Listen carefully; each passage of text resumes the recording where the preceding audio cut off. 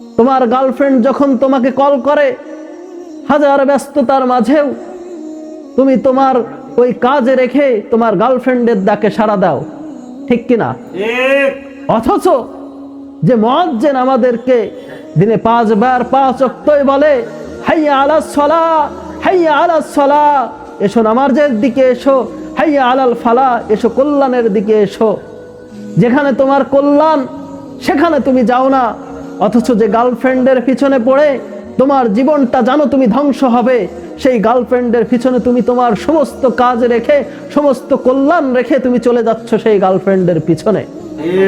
যুবক, মনে রেখো, ওই গার্লফ্রেন্ড তোমাকে এক সময় ছ্যাঁকা দিবে, ওই গার্লফ্রেন্ড এক সময় তোমাকে রেখে চলে যাবে।